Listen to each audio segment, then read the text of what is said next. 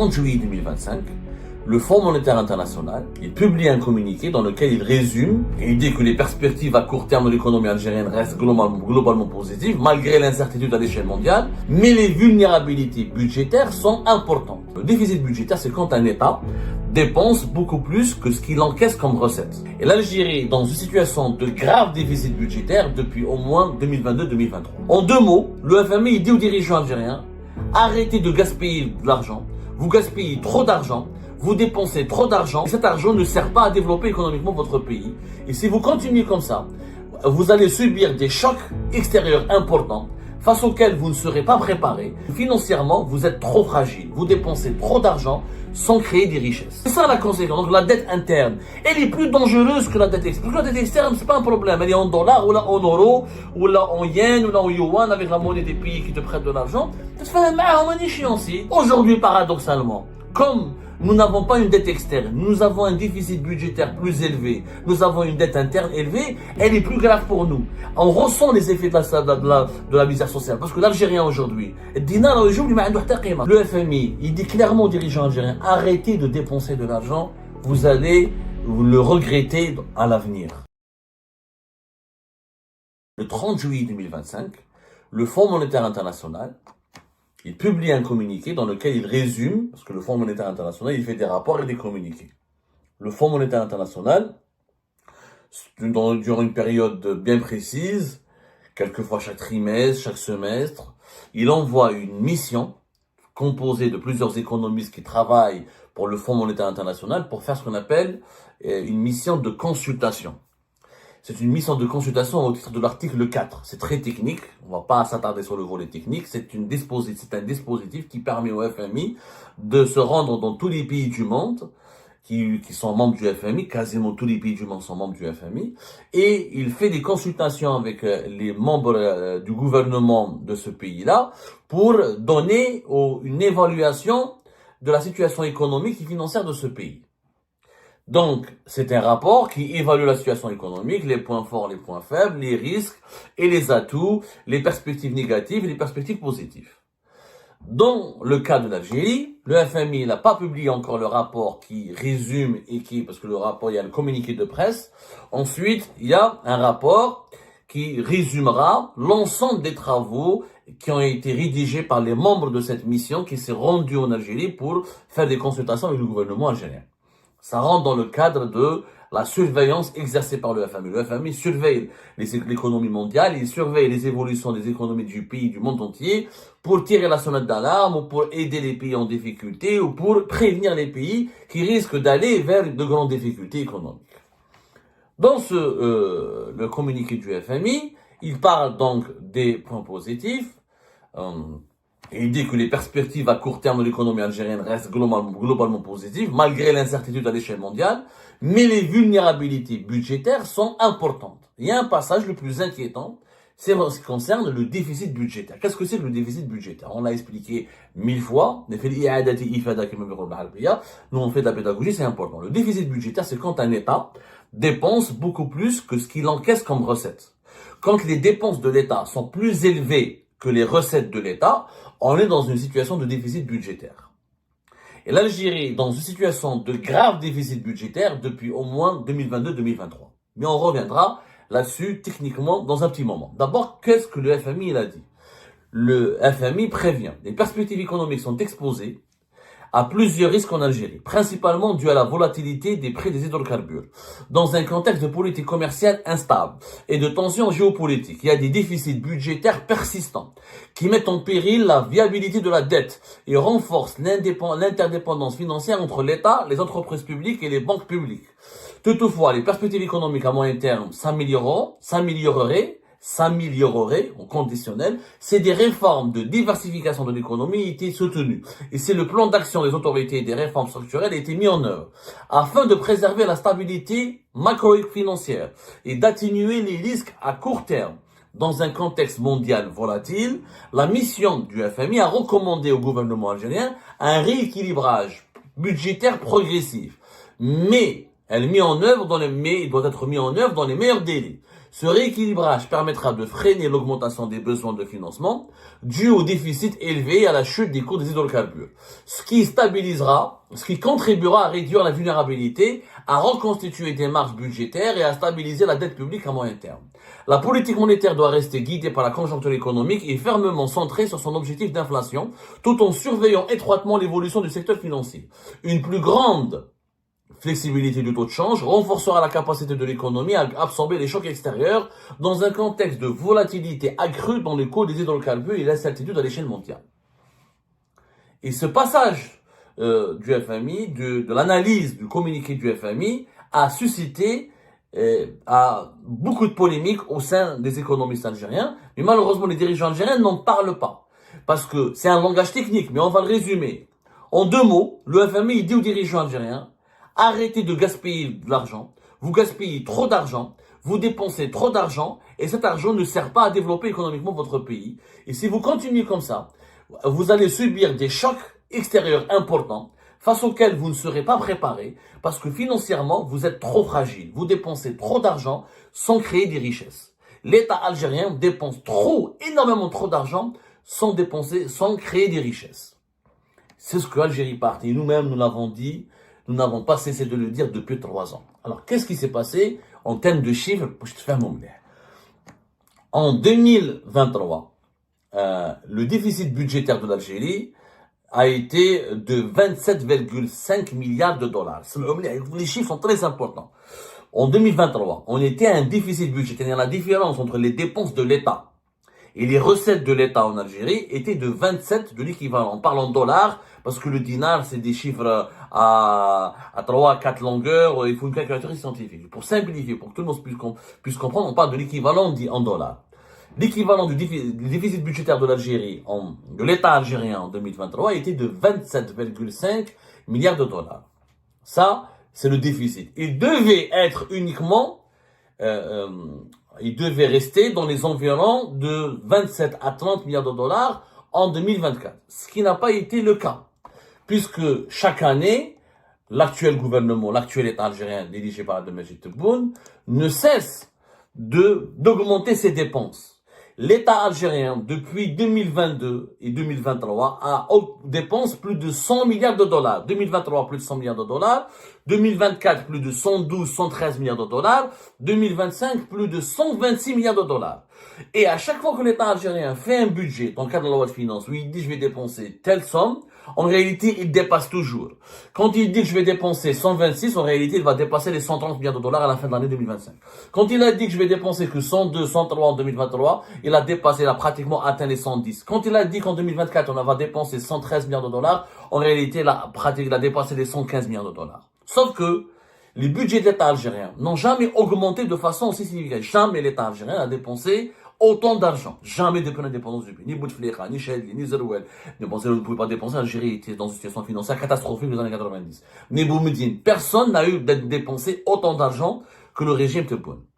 La conséquence, c'est quoi? C'est quand tu dépenses trop d'argent et tu en gagnes pas assez. Parce que la logique économique voudrait quoi? Que tu gagnes de l'argent pour pouvoir le dépenser. Alors l'Algérie dépense beaucoup plus que ce qu'elle gagne. L'État algérien dépense beaucoup plus qu'il gagne. Le déficit budgétaire, il est à plus de 61 milliards de dollars en 2024. En 2025. Il est de 61,7 milliards de dollars. C'est énorme. On est passé de 23, même pas 25 milliards de dollars en 2023 à 61,7 milliards de dollars. C'est énorme. C'est énorme, c'est énorme. Ça veut dire quoi en termes de chiffres? Parce que les Algériens, on leur explique pas pourquoi en 2024, ce déficit budgétaire était de plus de 40 milliards de dollars. En 2025, il dépasse les 60 milliards de dollars. C'est-à-dire que chaque année, le déficit en Algérie est en train d'augmenter d'une moyenne de 15 à 20 milliards de dollars.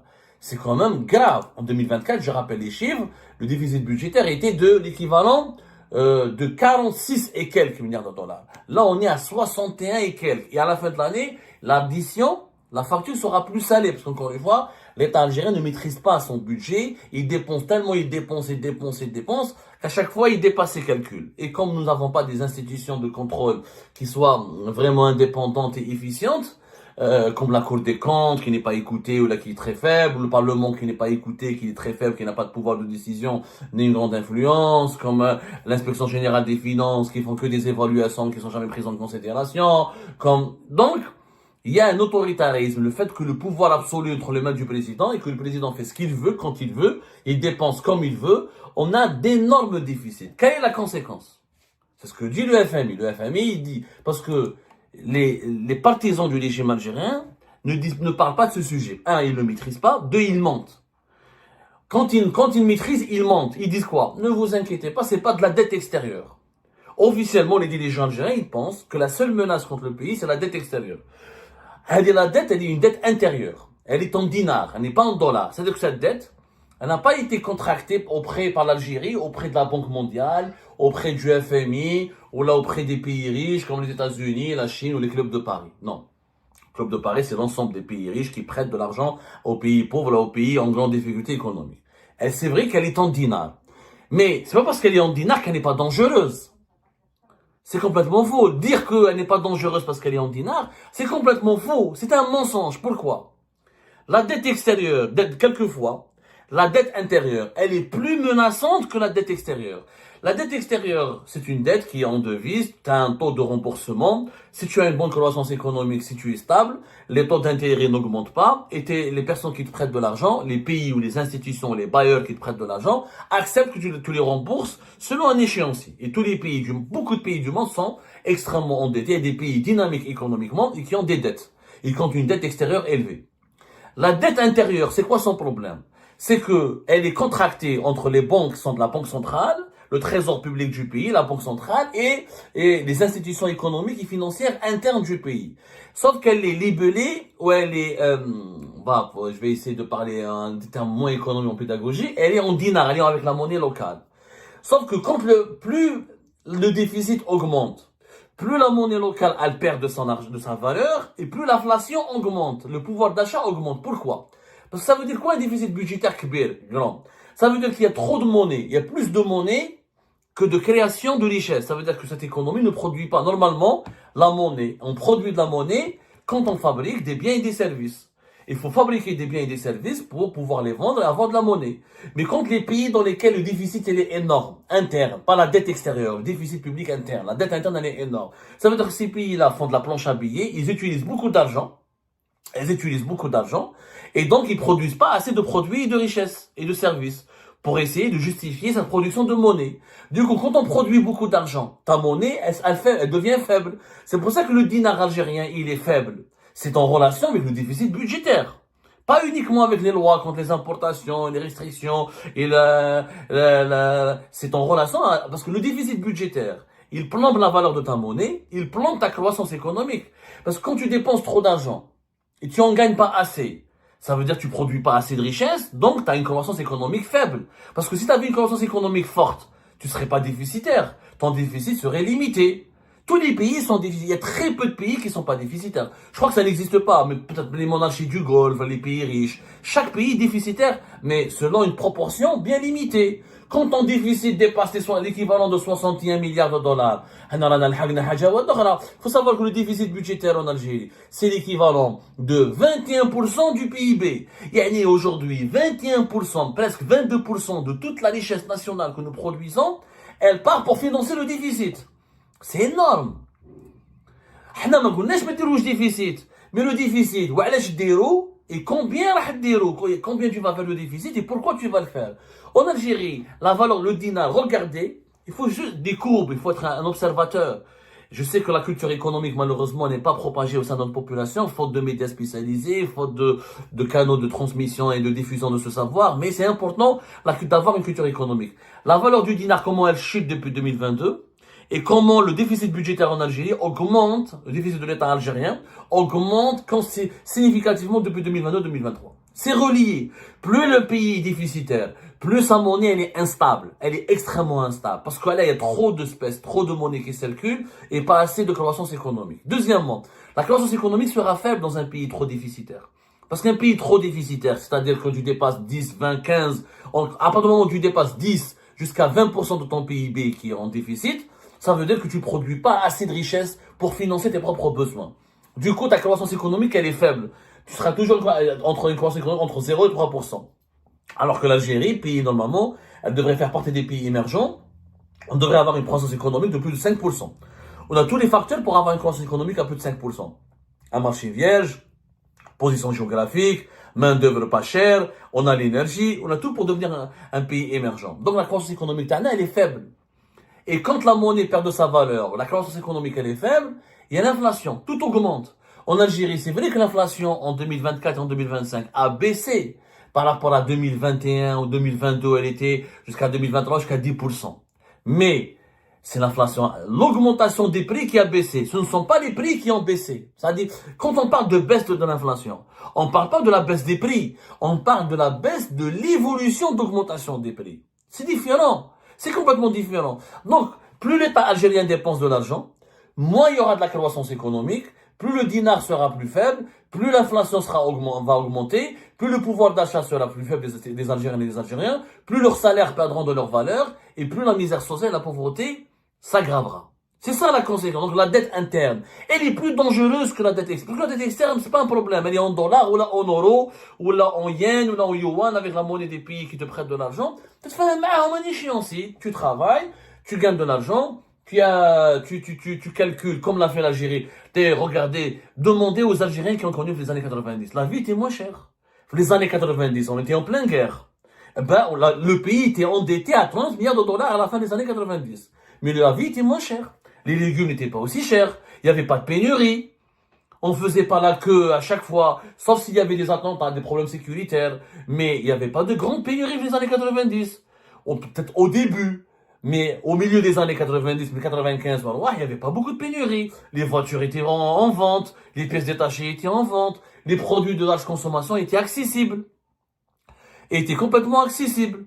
Donc on a vraiment... on n'a pas senti les années 90 une grande précarité sociale. Il y avait l'économie était déréglée à cause de la guerre. Les terroristes incendiaient les zones industrielles, il y avait des menaces contre l'économie. Mais le pays était à l'abri d'une grande misère sociale. Aujourd'hui, paradoxalement, comme nous n'avons pas une dette externe, nous avons un déficit budgétaire plus élevé, nous avons une dette interne élevée, elle est plus grave pour nous. On ressent les effets de la misère sociale. Parce que l'Algérien aujourd'hui, son salaire de 4 millions. Avec un salaire de 4 millions dans les années 90, tu pouvais vivre. Avec un salaire de 4 millions aujourd'hui en 2025, tu peux rien faire. Ni aller au restaurant, ni acheter ce que tu veux, ni acheter... Tout est cher. Parce que la monnaie a perdu de sa valeur. Parce que la croissance économique, elle est faible. D'ailleurs, les pays qui sont déficitaires. Pourquoi tu fais du déficit? Parce que quand on parle avec les partisans du régime algérien, ils vont dire, ah mais Abdou, tu exagères, le Japon est déficitaire. C'est vrai, la France elle est déficitaire, c'est vrai. Sauf que les grands pays, les États-Unis est déficitaire, c'est vrai. Sauf ces pays-là sont déficitaires comment? Et pourquoi? Ils sont déficitaires parce que d'abord, ils produisent une monnaie qui est forte, qui est le dollar et l'euro. Quand ta monnaie s'appelle l'euro et le dollar, tu peux te permettre d'être déficitaire. Pourquoi? Parce que les pays étrangers ont besoin de ta monnaie pour faire le commerce international. On a besoin de dollars et de l'euro. Donc la France ou là, les États-Unis peuvent se permettre de rester déficitaires. Il n'y a aucun problème. Le Japon est déficitaire. Donc c'est à l'aise, ils se permettent d'être déficitaires. Parce qu'ils produisent l'euro et le dollar. Quoi qu'il arrive, on va acheter leur monnaie. Oui, et les pays, et la dette, en réalité le déficit de l'État français ou des États-Unis, elle n'est pas interne. Une partie de la dette française, elle est détenue par des étrangers. Donc c'est une dette externe. Une partie de la dette américaine, elle est détenue par les étrangers, les Chinois, les Japonais par exemple. Donc c'est une dette aussi externe. Notre dette, elle est profondément interne. Elle est faite qu'en dinars. Elle est détenue que par la Banque centrale, le Trésor public et les institutions économiques internes. Et cela signifie quoi? Cela signifie qu'au lieu de financer notre développement, au lieu de construire une nouvelle ville, au lieu de construire TGV, au lieu de doter le pays d'une nouvelle, d'une deuxième, troisième autoroute, au lieu de faire un grand mégaport, au lieu de faire un grand méga aéroport, on est en train d'utiliser cet argent pour autre chose, pour financer le déficit de l'État. Et que fait l'État algérien avec cet argent? Augmenter les salaires des fonctionnaires, augmenter le budget du ministère de la Défense, augmenter le budget du ministère du gouvernement, augmenter le budget de la présidence, recruter plus de policiers, plus de gens. C'est pas de l'argent qui part vers l'économie. La France et les États-Unis sont déficitaires. Pourquoi? Parce qu'ils financent des services publics, ils financent leurs entreprises, ils financent le pouvoir d'achat de leurs citoyens. Hanaya, on finance les transferts sociaux, on finance les aides sociales, mais surtout on finance les fonctionnaires, on finance le train de vie de l'État. C'est l'État algérien qui vit extrêmement au-dessus de ses moyens. Et c'est dangereux pour l'économie de l'Algérie. Ça plombe son développement. Pourquoi? Et que dit le FMI? Au Lyon, on arrive à gérer cette dette interne parce qu'on a encore des réserves de change d'une soixantaine de milliards de dollars, ce qui est rien. 14 mois. C'est quoi 14 mois d'autonomie pour un pays de presque 50 millions d'habitants? C'est rien du tout. Et c'est parce qu'on a encore du pétrole et du gaz à vendre. Mais si le prix du pétrole chute encore, et si les prix du gaz chutent encore, et si les prix des hydrocarbures chutent, et si le marché mondial va se dérégler encore, et d'ici 2030, tous les chiffres le disent, le pétrole et le gaz, c'est pas des énergies renouvelables. On a une population qui augmente. On va dépasser la barre des 50 millions d'habitants bientôt. Donc, notre capacité à exporter le pétrole et le gaz va diminuer. Et nos revenus en devises vont diminuer. Comment tu vas soutenir la dette interne? Parce que nous, qu'est-ce qu'on fait? On dévalue la monnaie du dinar, on utilise les devises du pétrole et du gaz pour acheter ce qui est essentiel à l'étranger, pour se couvrir nos principaux besoins, et tout le reste, on convertit en dinars pour assurer le fonctionnement du pays. Mais quand les recettes en devises vont baisser, et elles sont en train de baisser, en 2022, on était à une soixantaine de milliards de dollars, en 2023, à une cinquantaine, en 2024, ce sera une quarantaine, et ça va baisser de plus en plus, parce que le pétrole et le gaz, on l'exporte de moins en moins, et que la conjoncture mondiale est en train de mener vers une baisse des prix du pétrole et du gaz. Parce qu'il y a de plus en plus de producteurs de pétrole et de gaz. Il y a le pétrole de schiste, il y a le gaz de schiste, il y a les mutations climatiques, les mutations technologiques, il y a la course vers les énergies renouvelables. Donc, dépendre que du pétrole et du gaz est une très mauvaise nouvelle, est une très mauvaise idée, on le sait tous. Il n'y a pas de débat là-dessus, c'est une évidence. Plus tu dépends d'une seule source de revenus, plus tu t'appauvris. Soit le pétrole, le gaz, le charbon, ou autre chose. Surtout, cette source de revenus concerne des énergies fossiles qui sont épuisables. Donc, le FMI, il dit clairement aux dirigeants algériens, arrêtez de dépenser de l'argent, vous allez le regretter à l'avenir. Vous allez le regretter à l'avenir. Qu'est-ce qu'il faut faire? Il faut arrêter cette politique, cette spirale de dépenses publiques. Il faut qu'on dépense de l'argent pour ce qui est essentiel. D'abord l'économie, d'abord les projets économiques. Il faut mettre de l'argent public dans les projets qui vont créer de l'argent ensuite. Mais j'ai mis dans les fonctionnaires, l'armée, les gendarmes, les policiers, les juges, la présidente, mais elles, ils ne créent pas des richesses. Ces gens-là bouffent les richesses. La mise en garde du FMI, elle est extrêmement sérieuse. Elle est sévère, mais elle est sérieuse. Si on ne l'écoute pas, je peux vous assurer qu'on va le regretter. On va le regretter amèrement dans les 2-3 années à venir. Eh ben, c'est la fin de cette vidéo, les amis. Je vous remercie comme d'habitude pour avoir suivi jusqu'à la fin. N'oubliez pas de nous laisser vos commentaires et vos réactions sur la vidéo et de vous abonner à la chaîne si vous n'êtes pas encore abonné. Donc voilà, merci beaucoup pour votre soutien et vos abonnements. Et merci aussi pour vos commentaires et vos discussions très animées dans la section des commentaires. Donc, vous n'oubliez jamais de décortiquer bien un sujet sur tous les points qui ont été abordés dans la vidéo et ça fait vraiment plaisir moi-même je ne fais pas de commentaires, je m'appuie sur vous pour que vous puissiez bien expliquer les choses et en faire des discussions civilisées et dans tout le respect possible. Donc voilà, merci beaucoup et à la prochaine dans une nouvelle vidéo. Au revoir.